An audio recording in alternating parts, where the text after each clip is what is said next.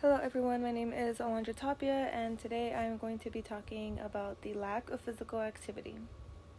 To begin with, I am going to be talking about the importance and the benefits of physical activity, how much exercise should we be doing a day, the risk and long-term effects of physical inactivity, and the different at-home physical activities you can try out.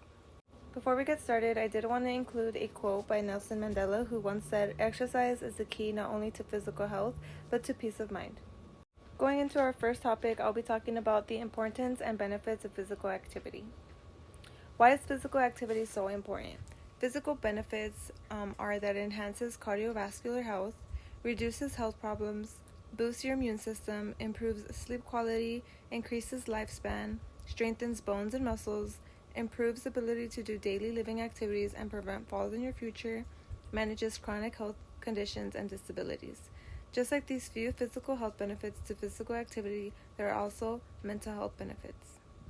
Mental health benefits that come from physical activity include reducing anxiety. Those who have anxiety have a higher risk for other medical problems like substance abuse. It can also reduce depression. Those with depression have double the risk of chronic health issues than those who do not have depression. It also reduces negative moods. Not having consistent negative moods decrease mental illnesses and improve sleep quality. It also improves self-esteem, which means more success at school and work, and better social relationships. It improves cognitive function, which includes memory, attention, concentration, solving problems, making decisions, and it reduces social withdrawal, which just means you will have better social relationships. Moving on to how much physical activity we should be participating in a day. So the amount of physical activity does vary by age. Children 3 to 5 years old do need to be active throughout the day.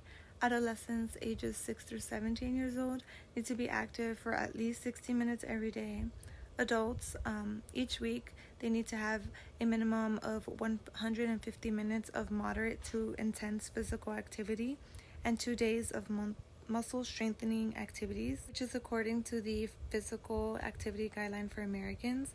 But I do want to note that physical activity varies for everyone, but there are specific guidelines. Moving on to the risks and the long-term effects of physical inactivity. To start off with, there is a risk of obesity. A fact about obesity is it kills more people than being underweight. There's also a risk of heart diseases, including coronary artery disease and heart attacks. There's also a risk of high blood pressure, which multiple studies have shown that having high blood pressure is linked to having a higher risk of dementia. There's also risks of strokes, which 2 million brain cells die every minute during a stroke, increasing risk of permanent damage. There's certain cancers, including colon, breast, and uterine cancers.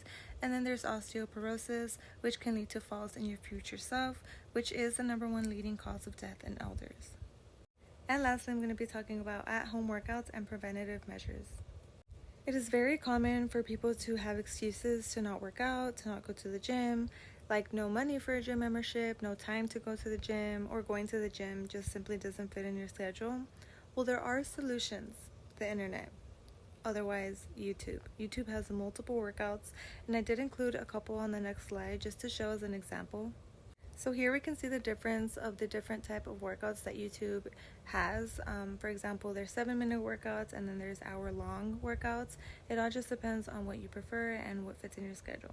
As important working out is, it is also important to take preventative measures. As I spoke about earlier, there's osteoporosis as a long-term risk of working out. So one way that we can prevent that is wearing protective gear, like wearing the right shoes. There's also hydration, where we need to take into account by drinking plenty of fluids before, during, and after we exercise. There's avoiding heat-related illnesses, which just suggests to wear loose-fitting clothes and exercise in cooler parts of the day. And there's also warming up and cooling down, which does prevent muscle soreness. Here are my references.